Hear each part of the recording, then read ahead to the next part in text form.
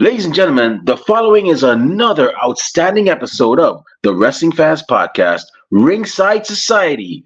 I'm your host, that Ocean Crossing, straight up Boston, flight catching, shot glass snatching. Where's he going next? Nobody knows. 3 continents down, 3 more to go. No cap, straight facts, the worldwide starboy, Remy Blue. But it's not about me. You see, we have a special guest tonight, a woman who is phenomenal, a woman who is actually a double threat, maybe even a triple threat. I don't know, but I only know of two right now. She's actually a backstage interviewer slash commentator. She's actually commentated and done backstage interviews for promotions such as We Are Wrestling, Battle Club Pro, and of course, one of my other personal favorites, Capital Championship Wrestling, CCW. And this woman is also an author and a podcaster. Everybody, welcome to the show, Katrina Storm. How you doing tonight? Or I this am afternoon? well. Yeah, I am well. Not too bad. How are you? I'm great. I'm great. You know, you've been on our radar for a hot minute. We had some times when we had to like reschedule. But then I was like, you know what? Today has to be the day. Has to happen. You know, y'all want to, for those of y'all listening and watch, how serious I take this podcast. I was right at the entrance of New York Comic Con today, one of the biggest Comic Cons in all of the Comic Cons. If you're in New York, you know what it is and what's up with that. And I was like, oh snap! Wait a minute. Today is the day. I know I got an interview, but what time is it? And then I remembered it was like 5 o'clock. 5 o'clock. I'm like 5 o'clock. Luckily, I had one of my friends from out of town there that drives. I was like, yo, I gotta be out, man. We could do this like sometime during the weekend, but I got a show I gotta go do. And luckily, he was understanding, and we were like pretty much fast and the furious, on those roads all the way back to make sure this show happened. That's how serious I take, Ringside Society. So I gotta say, Katrina, man, when I looked you up, I was like, yo, you are a pretty like talented woman, man. Like the fact you could balance everything. You're very impressive. I got to meet you in person last year at Black Wrestle Fest, and you're doing all these amazing things. You're a commentator, you're a backstage interview, working for several big companies, and then on top of that, you're also a podcast like us. You actually do a podcast with Queen Stephanie Hardy, who was our alumni guest, and a woman who just might be your long lost twin that your parents haven't told you about, Shay Sawyer. And and then on top of that, you're also an author. So you're just doing like, how do you juggle it, man? Like, how do you do it? Jeez. It can be a bit hard sometimes. I always tell people it's like I'm an older sibling. I'm the oldest of six.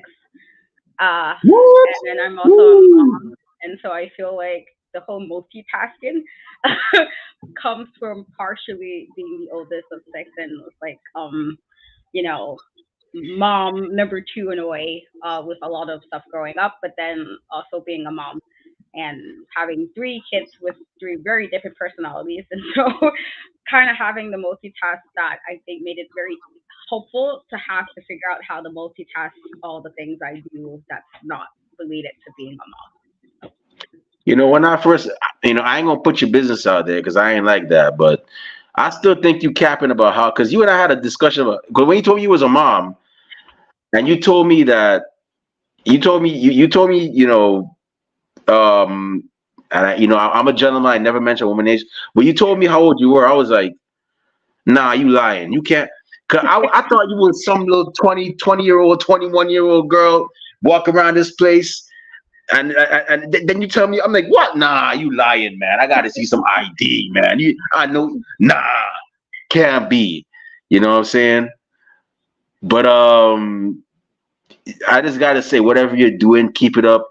And the fact you can do all this with a smile on your face, it's like it's amazing. I know some people, they're in your situation, like, man, just get it over it. I don't want to hear nothing. I ain't got time for it. But you just like, I've never seen that smile leave your face. So keep on doing that. Keep on being happy. And I wish you nothing but positive vibes and success, mom. Thank you. with whatever you do and so on. But to the wrestling part, man, you got to tell me, man, how did it start for you? What was the show or the event that got you hooked as a wrestling fan? Wrestling. I can't remember exactly what episode it was. I know I watched wrestling with my grandmother. She was a big wrestling fan. My mom watched occasionally, but my grandmother was the one who really like where she was like yelling at the TV vibes. Like she was like, but she kayfabe for her back then was very real. Like how now it's like we know things are how it is, but for her it was very very real. So something happened to one of her favorites. She was always yelling at the TV. Her favorite, one of her favorites was Macho Man Randy Savage.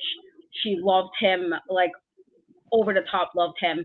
And so I saw Shawn Michaels for the first time watching it with my grandmother, and that's originally I was like, oh, this guy, okay, like I like what I'm seeing here. Like I thought he was over the top. I thought like just the whole him being like the showstopper he literally was for me as like a 6 year old kid. You're watching him and you're just like, holy crap. Like he does so many like it's obviously he had like a big ego, but for me at that age it worked for me. And then the little bit of a break, like I watched wrestling and in the adult two era when I really started to really, really pay attention and it was the Hardys. Matt first and then Jeff jumped off the ladder for me for the first time.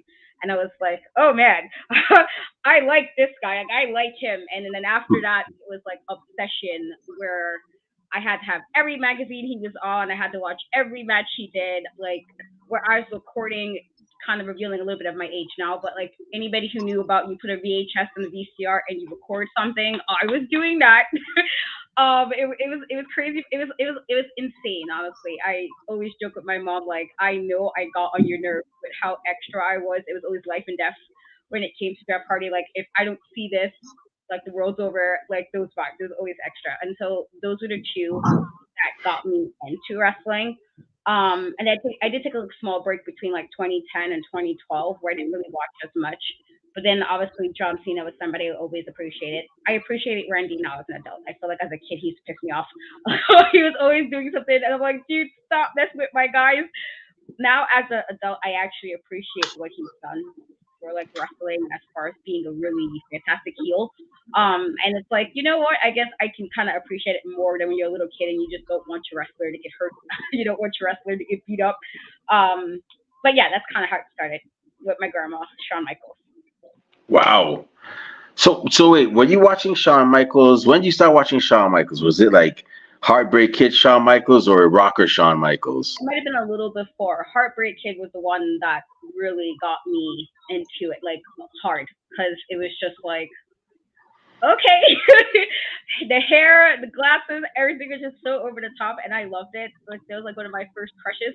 So like for me, it was probably like I watched a little bit of him before that, but Heartbreak Kid is really where it was like sealed it for me. It was kind of like when Jeff first like dyed his hair and had like the red and blonde, and then he jumped off the ladder, and I was like, oh, that was it.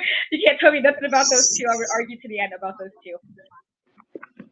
Yeah, it's funny because Shawn Michaels he was one of my first four favorite wrestlers. He not as a singles wrestler, but as a tag team. I was a huge Rockers fan. Like those were my guys. That was my tag team. To this day, I still get pissed off when people say, "Oh, the Marty Jannetty, the tag team." I'm like, yeah, but that's not a bad thing, though. I mean, Jannetty was a talented guy. It's just he had some personal demons he just could not fight off, and that he's still fighting to this day. So I mean, that was my favorite tactic. But I always saw Sean being like the bigger star and going off and doing, sadly, doing way better out of the two. And he definitely proved that he can definitely go the distance. And you know, um, I'm very glad that he was out, and he went through his share of stuff too. But I'm glad he was able to fight off whatever personal battles he had, and now he's in a great space now where he can actually mentor other up and coming wrestlers. So were you one of those kids that wore the back? So you say you were a Hardy's fan. Were you one of those kids that wore the baggy jeans and had No, like the I skin tight actually shirt? didn't. I didn't. I never dressed like them. The only thing I had was I had a lot of T-shirts. Like a lot of their. like if anybody remember the shirts from the '90s, the really kind of like how we have wrestling shirts now, but like there was certain type of '90s wrestling shirts where it was like Yeah, there. And so if any who's been watching wrestling for that point, I had a lot of their shirts like that. And the first time I got a shirt, I begged my mom, like begged. She said no, and I was like, "This is so unfair." I went to my grandmother, cried. She got it for me that same day, and I was so extra. I got that shirt for the first time, and so I used to wear a lot of their shirts. But I actually didn't dress like them. I have like one netted shirt, and I got that as an adult. And and even then, I really don't wear it. It's just like I have it.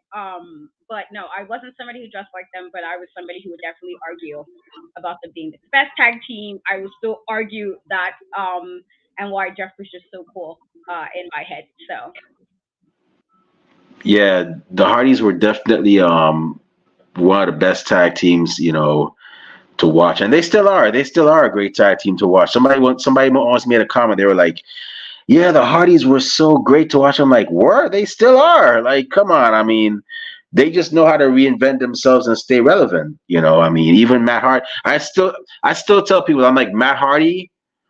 He never got a chance to show how good he really was as a singles company. Don't get me wrong, Jeff did his thing, but I always felt that Matt had a lot of depth to him, and I'll argue this to the death of me. Matt Hardy's singles career should have been not only as big as Jeff Hardy's, but it should have started with the Edge and Lita, the love triangle he had with Edge and Lita.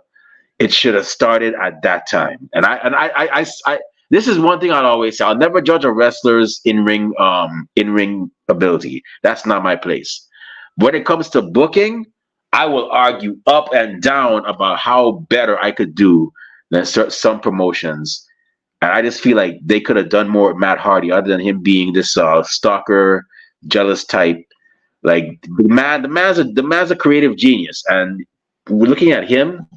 He's one of those people that you just gotta let them do their own thing, like let them create their own thing, and let them let it run its course. And we got to see a bit of that in Impact with the whole Delete character. We saw how well that went, and yeah, that pretty much put a bit more faith into Impact Wrestling at for that period of time. So, oh, we have a visitor. Hello, Tuesday. I don't think I met you, but thanks for watching. Um, so for um, you in the wrestling business, of course, as a commentator and a backstage interviewer. So, you know, what was it like um, when you told your parents, especially your grandmother, that you're now in the wrestling, the business that you grew up watching, business that you grew up watching with her, you're actually now a part of it. What was everybody's reaction? everybody's been very supportive. Honestly, my kids think it's cool.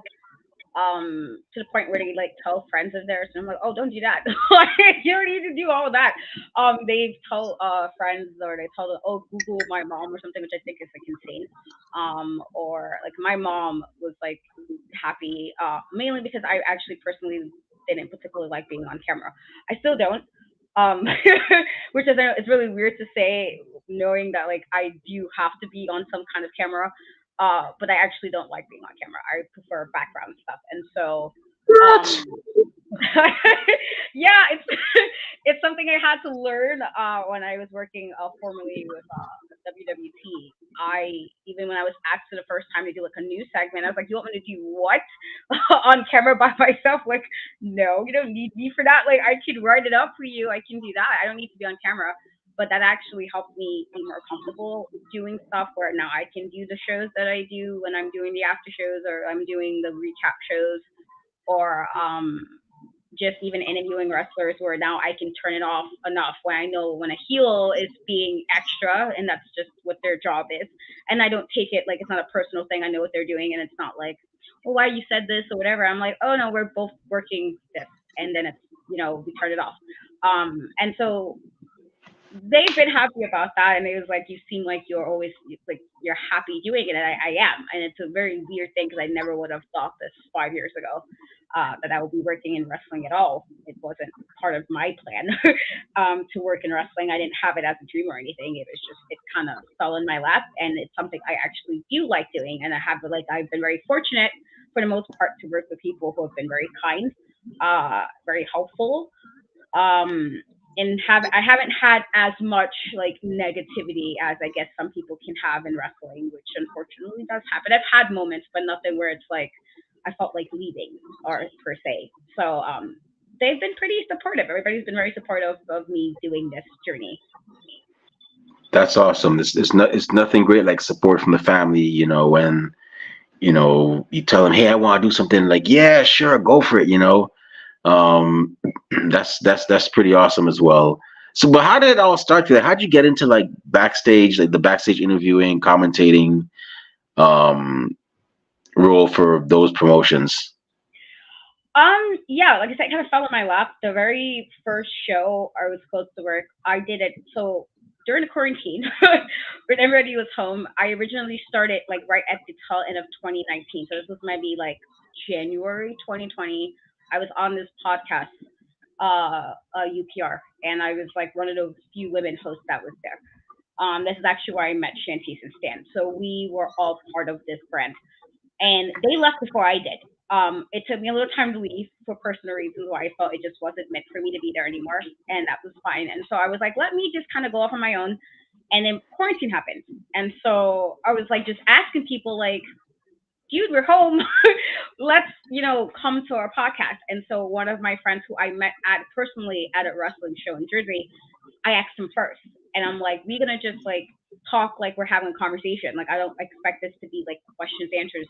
And so that worked. And then once I did that interview, Gabe from Primal Fear, and I used to work with Ring of Honor. Uh, I became friends with him because he has like a lot of horror movie stuff, and I'm a big horror movie fan. And I was like, dude, like this is super awesome. Like we're about to be homies because of this alone. And he was like, oh, we want to come on. And I'm like, wait, why? Like I don't know what I'm doing yet. I'm still trying to figure all of this out. But that interview kind of got me to doing more interviews, but then I was able to interview like Tristan Ty, who was a co-con on MLW. Then I got to interview Tay, who ran Black Girl Magic Show. And so when I interviewed her, she asked me to come to the show, and she was like, you can do interviews here. And so I was like, okay, I don't know why you're gonna ask me to do this. Again, I don't know what I'm doing. This is like doing a podcast interview wasn't too hard because I ran a podcast in the book side with a friend of mine for like 4 years. And so podcasting is not too complicated for me. It's like, oh, it's like talking to people, having a conversation. It's not too bad. And so when she asked me, I met Peter there, and he said, I'm kind of opening my own promotion. Would you want to do interviews? And I was like, again, why are you asking me? I don't really know what I'm doing. But I'm like, okay, fine, we'll do it. And so me working like in those little things kind of opened the door for me to work at other places when I was just like, oh, okay. And then it's like, let's do this. As far as commentary, originally it kind of started with video gaming. So I was with somebody who did like little episodes with characters from like the WWE 2K games, and he would do matches, and there was all storylines, and then I did commentary for the first time with that. And so when anytime anybody asked I do commentary, I was like, I did commentary for video gaming. I've done commentary, and so I was very fortunate that the first time I did commentary, which was CPW, that they allowed me to work with Alyssa Marino, who previously worked at WWE. And so for me, that was an honor because it's like I don't know what I'm doing. Like this is very new for me, and if I'm doing commentary, I prefer like color commentary just because I'm like I can know what a move is, but play by play, you gotta really know your stuff.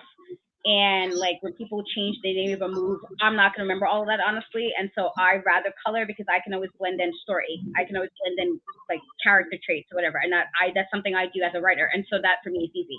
And so that's kind of how it started. And then it kind of just other places like, oh, this is what I can do now. So would you want to do this? And then it wound up being now I can do hosting or interviews or commentary and even ring announcing, which I still have to get less shy about doing it, but still have been like just because I feel like my voice naturally feels very soft and doesn't give the whole like the voice ring announcer voice. I feel like it's a very it's a talent truly. And so I'm still working on getting better as far as being less shy about doing the ring announcing stuff. But like I feel like commentary now is I think working with Alyssa really helped because now I can feel less worried if I'm saying something correctly or if my timing is off. But she actually said I had very great timing, and that's a very big compliment for me. And so hosting in interviews now is easy because I've done so much of it, and then doing it with WWT previously. When you get to interview somebody like Gail Kim or Medusa or Mickey James or Thunder Rosa, it's like I got through people I was like fans of. So then this is now much easier for me to do it once I got over, the whole fangirling aspect of doing interviews and stuff. Wow, I had no clue that I had no idea Alyssa Marino worked for WWE previously. I was like, okay, so note to self: when I have her on the show, eat some. Let me see, Bootios. That's the cereal we have to eat. Okay, now I'm just kidding. Nah, but I know that she has a thing where she like eats cereal and whatnot, Yeah. and she actually I've actually said one of these days, one of the things I'd like to do is have her on the show, and me, her, my two other co-hosts, Rob Bass and Kathy Knight, we actually, eat some cereal and talk wrestling. That's one thing I'd like to do. But yeah, I had no idea that she actually worked for WWE before. But that must have been a great experience for her as well.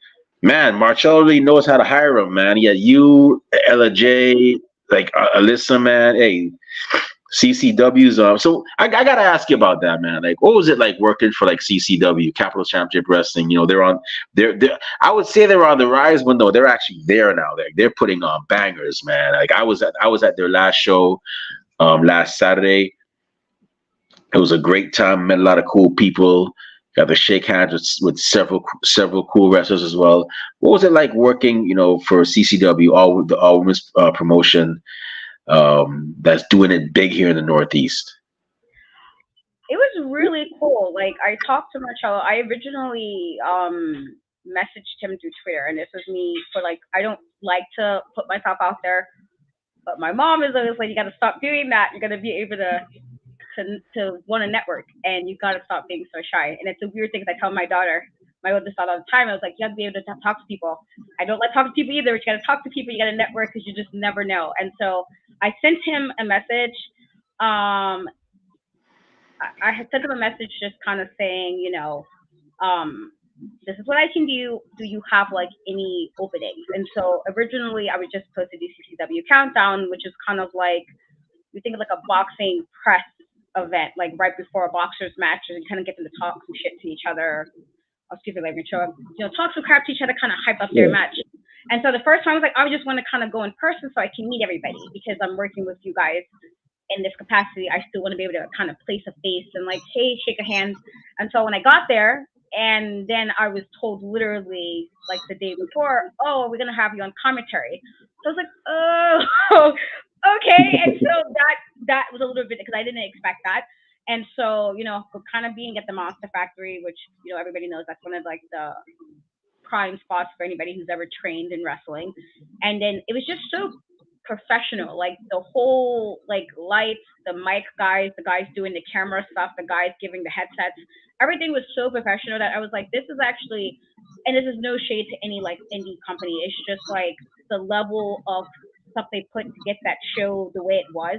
To me, I was like, holy crap, this is really professional. This looked like more big timey, and again, no shade, but sometimes any shows sometimes can be Oh a yeah. wide range of things. And so it was really nice to kind of see that level of like just even lighting, everything was just so A1. And then everybody was so nice in the locker room. Again, I'm meeting everybody for the most part for the first time during that show. And so to be like, oh yeah, and I have to ask these guys notes so I can have my commentary notes. So I could then sit with Melissa again, who's like one of the best commentators we have. And so to kind of sit with her, just that experience was so much that I was very grateful.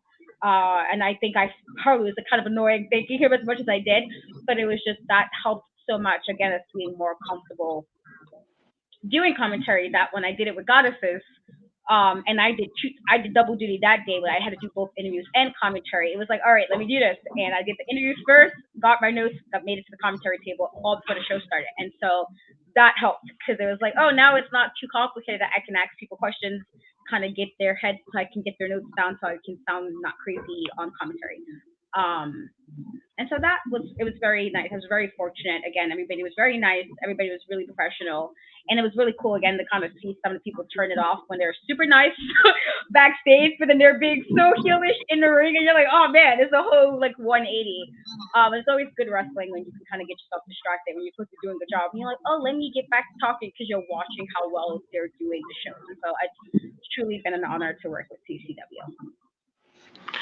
Oh, that's yeah. I've been to two of the shows. Both shows have been great. I definitely look forward to going to more shows now. They're actually closer because they're now at Ridgefield Park, which is like half an hour drive away from the city. So definitely looking forward to that. I'm hoping that maybe they'll actually make a Brooklyn debut because that'll definitely be a show I'll make sure I'm there for. But yeah, CCW, they're a great company, and hopefully were you at were you at the last one, or you weren't at the last one? No, No, yeah. not that one. No, but I Hopefully plan you to get be to at the see. next one. So the November show I plan to be at, so that should be nice. Yeah, well, I know that show is definitely going to be a vibe as well. So with the I've seen you. You've had a lot of great interviews with. You got to like interview people like Jay Bougie, Sammy Chaos. Several people. I believe you even did. You get to interview Buddy Matthews or no? No. I did. I did. It Okay. was a really All right. quick interview at HOG, and I just asked, "Would you mind?" quickly, and he was really sweet about it. And I thanked him because he's one of my favorite wrestlers from that Mm. group of wrestlers. I was so devastated when he left WWE, and while he's great in AEW, so to have him and Malachi Black at the same time uh, at that HOG show, I got to ask them both. Um, and I just asked a wrestling question, and because it was around the holidays, and I asked them a question, Christmassy question, just to kind of change it up. They were really sweet about it, and so even though it was a very, very quick interview, he was very nice, very kind about it. And that interview still makes its rounds, even being less than like it's about 30 seconds. It's a really short interview, but it was just really they were really grateful that they said yes when I asked. And I actually like two questions, really quick, and so that was cool. Yeah, I'm glad you got. I like to see people like work hard and get rewarded, and I'm glad that happened for you. And I hope that many more happen for you as well too. Um, as well, I see a lot of great things happening for you, and I'm definitely all for it. So so not only are you like a so before I ask you about the because you also write books, but I gotta ask you, man. We've seen a lot of backstage interviews in the past. Renee Paquette, Mean Gene Okerlund, Mike Tenay, a lot of yeah, Kathy Kelly.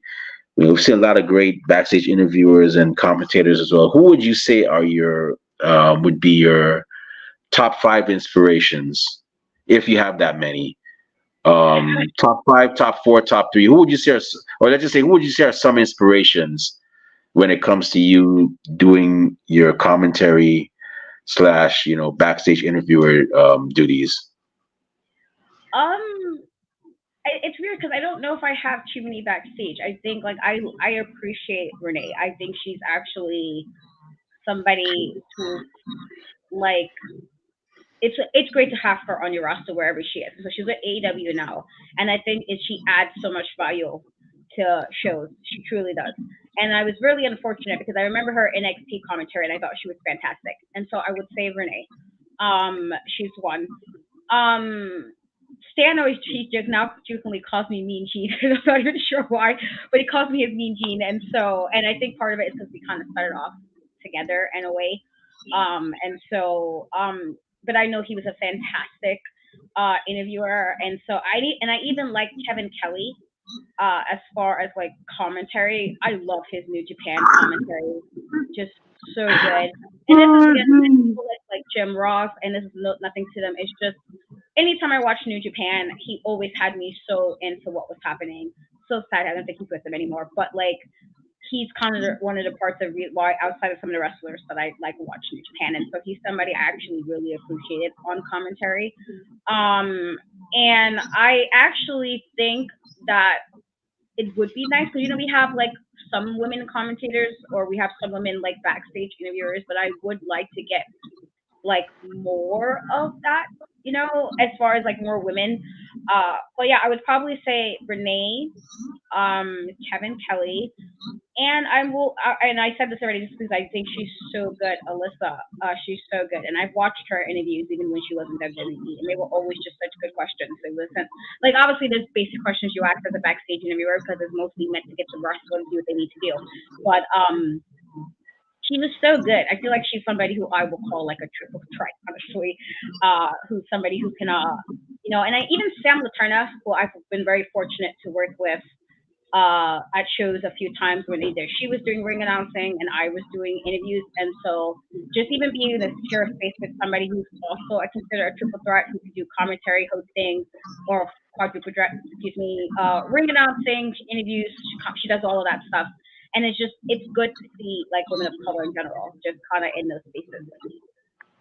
Yeah, I've gotten to meet Sam twice, and sometimes it's hard to forget that she was actually once a wrestler. And I even told him, like, Sam, I would not want to ever do a workout with you. You would kill me. You would kill my ass. I would not be able to find. I would not be able to feel my leg. You would probably have me doing 100 jumping jacks on a 5 mile run for. I'm like, nah, I'm good. I'll stay my happy self over here. But because when I see her, and I'm not trying to sound offensive, but her body type, you could tell this woman works. And I was like, nah, nah, I would not want to work out with you. I'm good. I'm good. I'll stay my happy self over here, man. I'm good. But I'm glad that she and I told her, I think I told her, but uh, you know kudos to her on the wrestling thing didn't work out. I think she had to, it was due to injury. Don't quote me on this, y'all. I mean, though, I think it was due to injury. I think that's what she took. I met her twice. I met her in California. Actually, I met her 3 times. I met her in New York, and then I met her in California this year, and then I met her again in New Jersey last week. And I was like, I think the she told me that in California that it was because of injury, and I told her I was like, kudos to you on even though that the wrestling part didn't work out, you still found another avenue to be a part of the industry, because a lot of people don't know this, but there's many other parts of professional wrestling. I mean, yes, the wrestlers are the focal point, but you have certain parts that are part of what I call the wheel of wrestling that helps wrestling go around. And every year or every decade or so, there's another part that's added to it.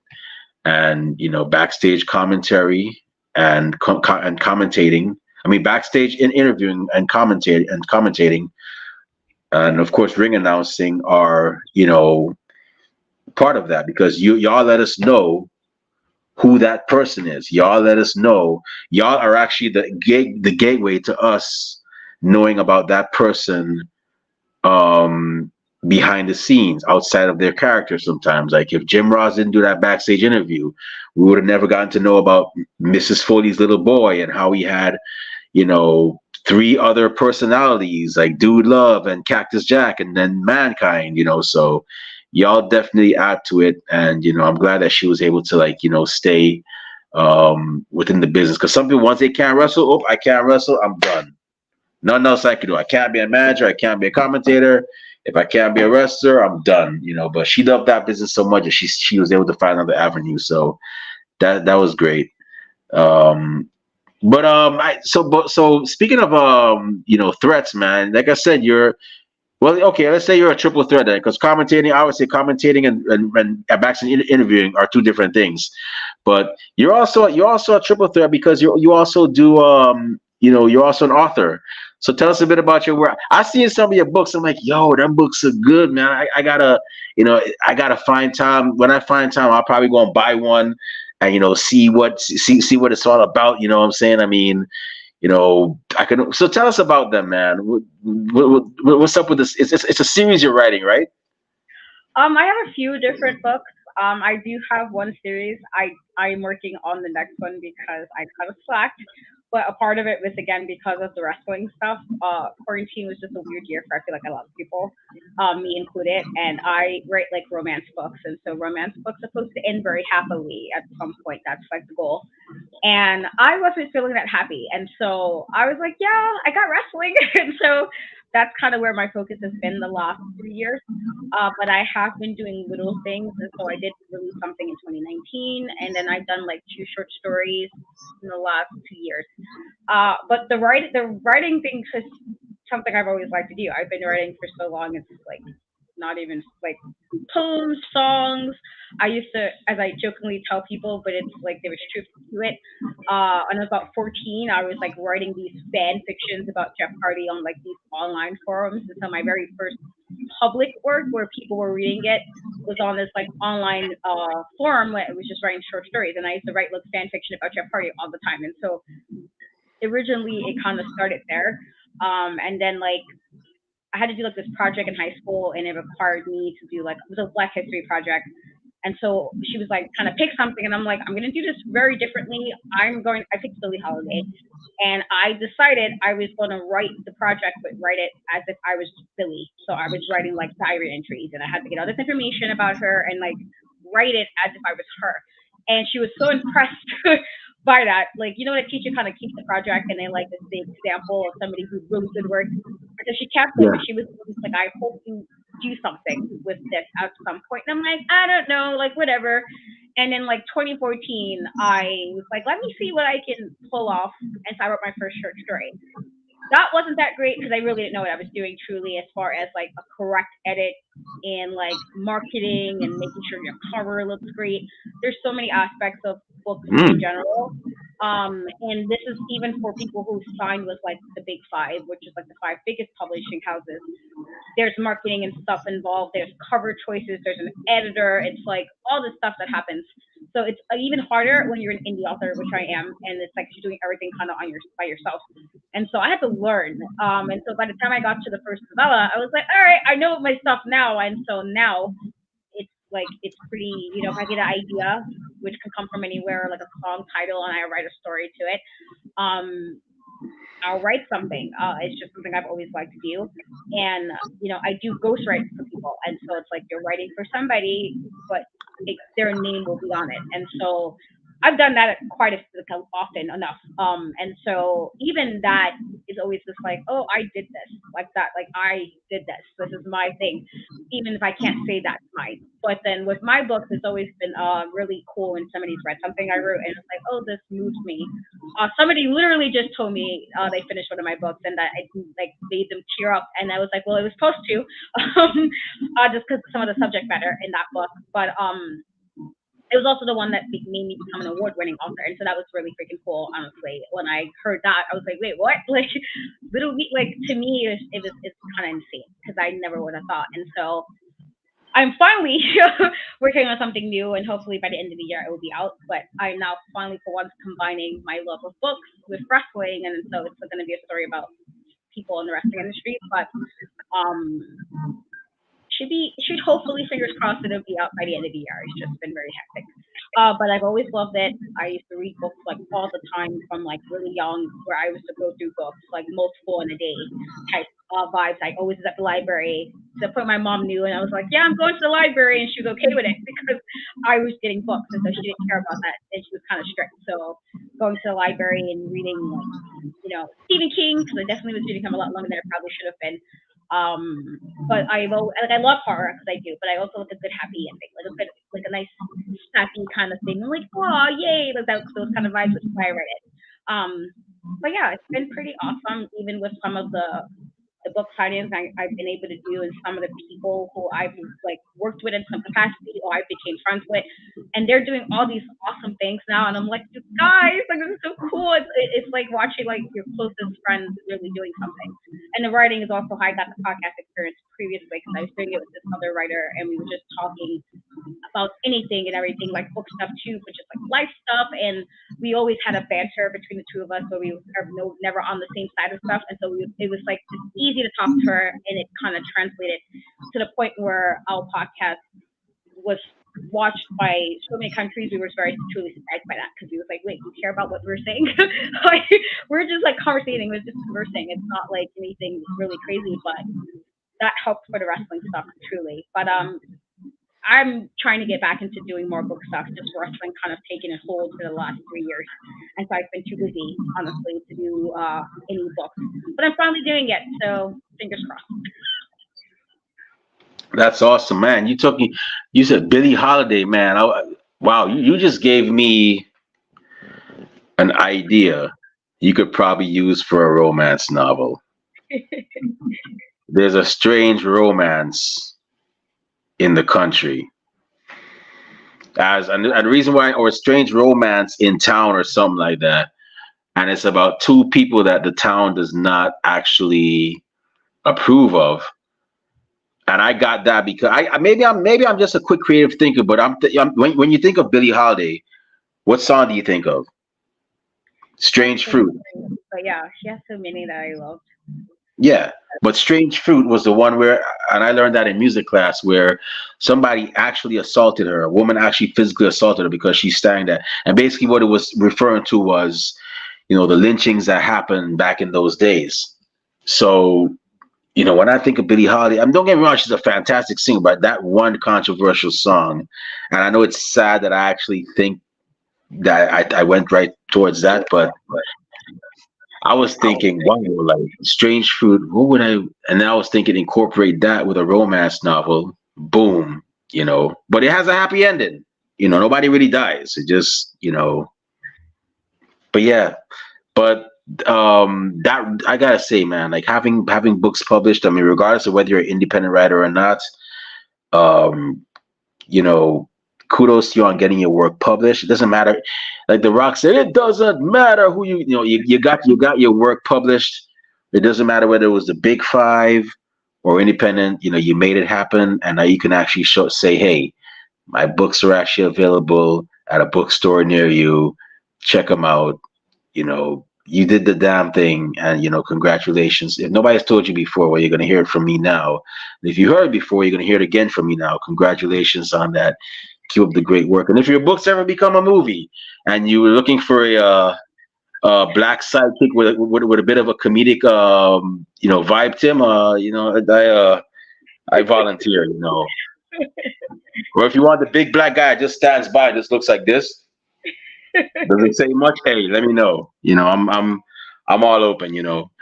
But yeah, but definitely congratulations for that as well. And like just keep on keeping on, and looking forward to seeing the new work you have happen and so on. It's definitely great. And you're also doing podcasting too. I gotta say, you and Stephanie, y'all actually got me into watching WoW now because I heard y'all talk about WoW, WoW, WoW. I'm like, okay, what's this WoW I keep hearing about? I know it's women are wrestling, but okay. And then when I saw the first episode, I was like, wow, this is really good, man. Like, shoot, it's like you got a bit of, and it's a mixture of women that you know of, and then there's women that you don't know of, and I'm like, wow, this is pretty awesome. Like I'm definitely gonna keep on watching this, and I got put on to so many unknown women, some that I'm actually familiar with. A couple of them I've had on the show. So, and you also have a show with your twin sister, Shay Sawyer, as well. So tell us, how are those going for you? I mean, it's cool. I mean, well, it's really easy with Shay only because I've actually known her since 2017. We've met because of wrestling viewing parties, and I met her for the first time at a viewing party, and ever since we've been friends. And so when I was asked about her joining WT, we were both part of it, and she said, I was like, oh, I know her. I was like, I love her. Of course, bring her in, like, of course. And so to have her in that capacity where we was covering NXT, which is a show she actually really enjoys as well, it's super easy to just do this with somebody you're just been friends with, and we have like a relationship how we are with each other that it's like when we were doing a little side stuff that we were doing when we was covering like documentaries or when we were doing other stuff, it always was like really funny because it's how we are with each other in person, and so it's like it's always really nice. I was very grateful that the people that was watching us with WWT follow along with us after we left. And so that's been really cool. But it's always a good time talking with Shay or Stephanie for that matter. Stephanie's like my sister now. Just from working with previously, but also just being able to do the show with her a while, but then have opportunities that really hang with each other and really bond when when she was on my panels, a few of the panels that I've done. And so, just it's really awesome working with them. I'm so glad more people are checking out WoW. I was telling her that earlier. That is just like we enjoyed it from the first episode, and we was just like, there's so many cool things that you didn't know a person. This will introduce you to them, and they have other work, and so it's just really nice to know that people enjoy what we're saying, enjoy how we are with each other, just the dynamics. And usually with Stephanie, I take kind of the back role, and Thursday with Shay, I take more of a leading role. Which is because she's a little bit more shy than I am. So I'm like, okay, I got this. I got you. I'll handle it. Normally, Stephanie Monday because she was on it. I'm like, I can play the back on this one. It's fine. But I'm just glad that even with us doing it separately now, it's been really fun. We've been having the audience come in and talk with us. NXT is a little bit more chaotic because it's people like to do stuff with us in the comments, and it's always like entertaining because they know how to get us riled up, I guess. And so I'm actually looking forward to that later today because we're going to be talking about this past NXT, which everybody knows was craziness because of the whole head-to-head with AEW, and so you already know today it's going to be on one, but it's always really nice just working with them. Honestly, I think three of y'all should just come together and be like, boom, y'all got, three intelligent black women that are, pretty much, doing the thing with like the New Day. You know what I'm saying? You're different. You're three educated black women that are just, and you're not fit. You're not doing any stereotypes. You're just, and I'm not racist either. I'm not digging at anybody's community. I know why they gotta be. No, I'm a proud black man, but at the same time, I like to see, a sister or brother, do well and thrive because representation counts. I like. Don't get me wrong. I like to see other people thrive too. If she were any other community, a non-black, and there was somebody else in their community, I'm like, yo, y'all should definitely like do something, man, because y'all can inspire. So, and that's why I always say, you never know who's watching. Just like how you thought those countries weren't watching when you were, having that show.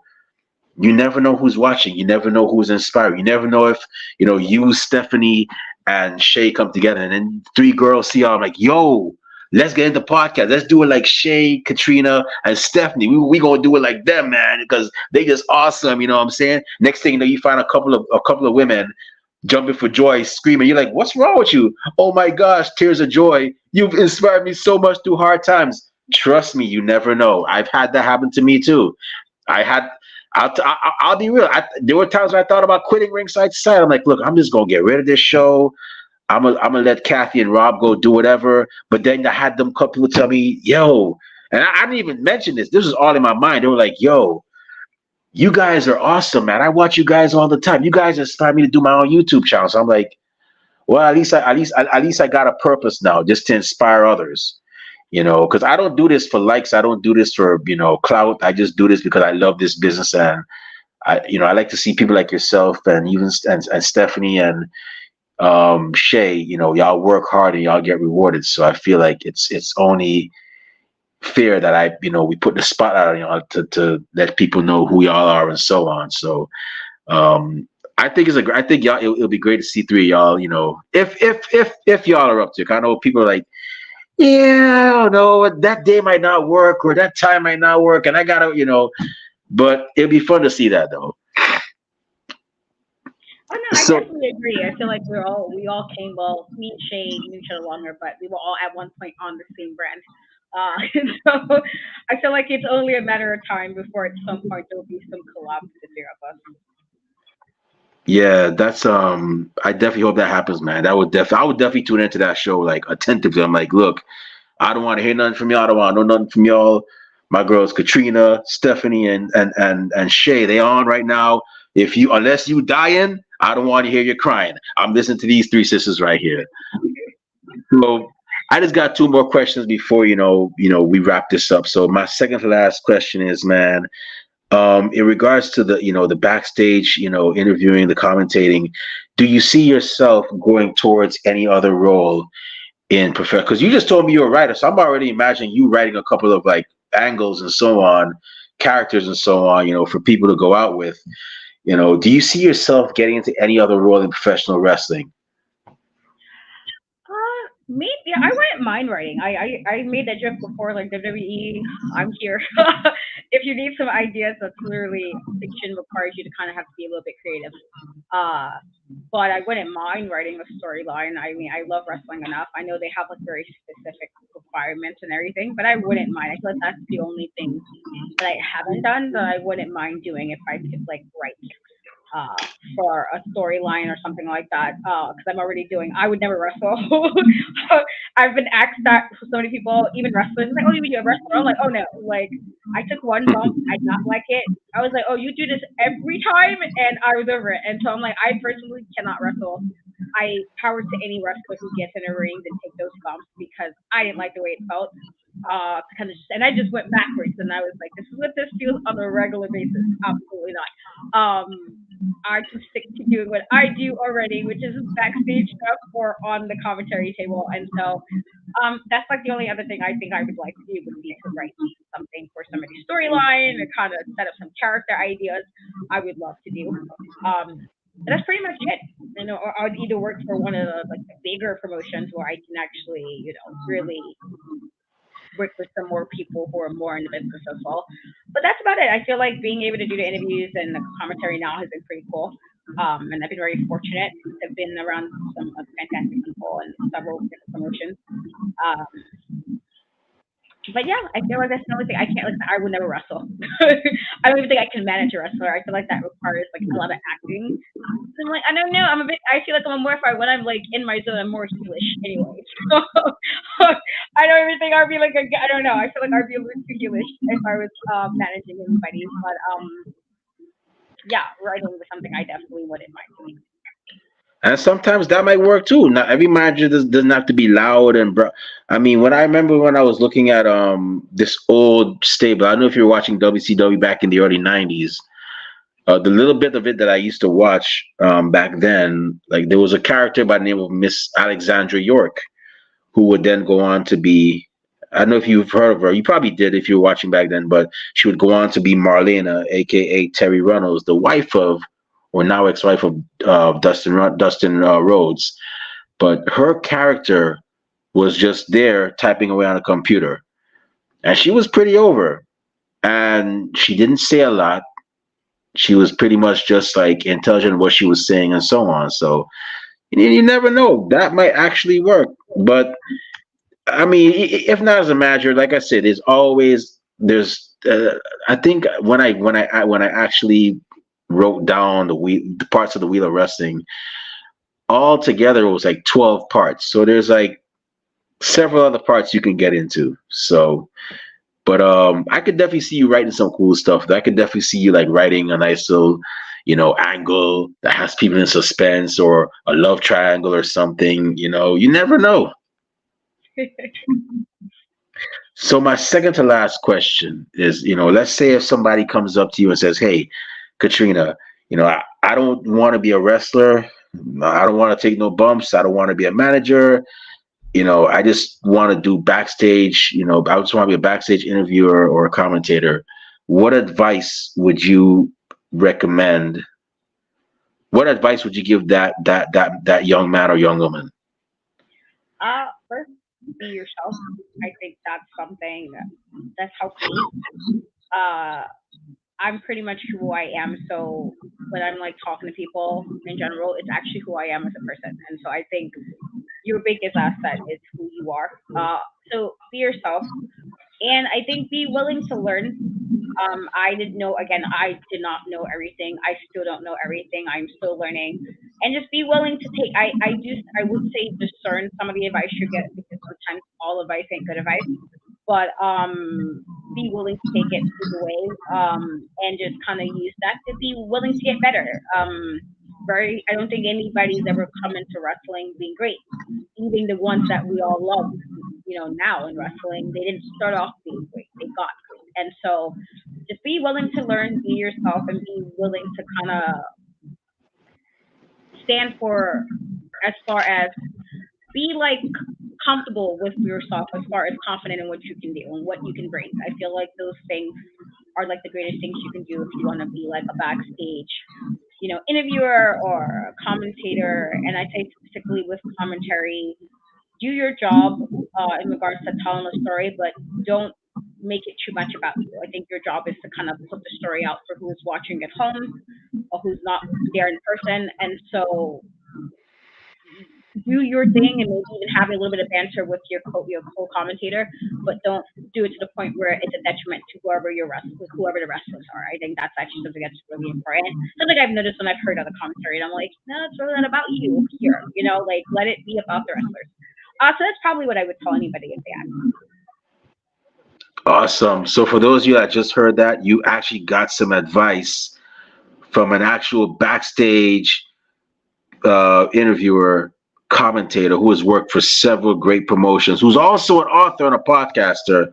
You got a little advice from her. So if you're trying to get into that, field of pro wrestling, just remember this bit of advice you just got. Any other advice, you probably got to hit up her Cash App or something, because she's a very busy woman. She's a mother, podcaster. She wears many hats. That's why we put "I'm every woman" on that post, because this woman is every woman. So she's a busy woman. So if if you want any other advice, depending, I don't know how she is, but you might want to run that Cash App, because I'm pretty sure Tom is money. And wait, you live in New York too, right? I do. Yeah, Tom is definitely money over here. So yeah, you know what it is. But I just gotta say, Katrina, uh, thank you very much. We are humbly and very grateful that you actually took time out of your schedule to be on our show. We really and truly appreciate it. We wish you nothing but the best with your writing. We're looking forward to your next to your next book coming out, and we wish you nothing but the best with your wrestling career. As a commentator, backstage interview. We hope that you actually, or just interviewer in general, backstage interviewer in general, and we hope that you get to like meet, you get to go to the big time. Just don't forget us little people when you make it to like WB or AEW or Impact. And best believe, and hey, you laugh now, but we've had people on this show. I can call names: Roxanne Perez and Amari Miller, who were in WB, and Danny Limelight, who was in MLW. We've had people on this show that have gone on to do great things. So, no, you laughing now, but next year you might get that. But next month or next year you might get that call from Vince or Tony. Hey, you're a very unique person. We want to hire you. Next thing you know, we're gonna see you on TV. Like, yo, we just had her on the show. Yo, sister did her thing, man. That's what's up.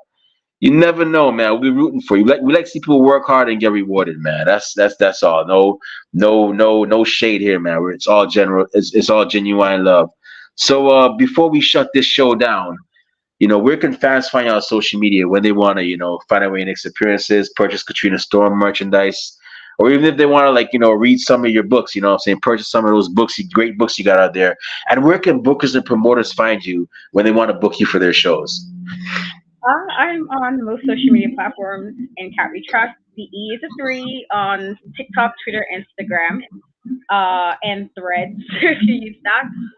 As far as if anybody want to book me, you can probably DM me. I'll probably see it at some point within the day, and so I'll respond that way.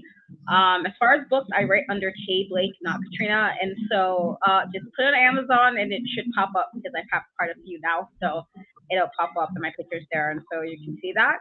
But that's pretty much it. Otherwise, just follow my YouTube. I will be going live at 7 to talk NXT with Shay, and so that's pretty much where you can reach me.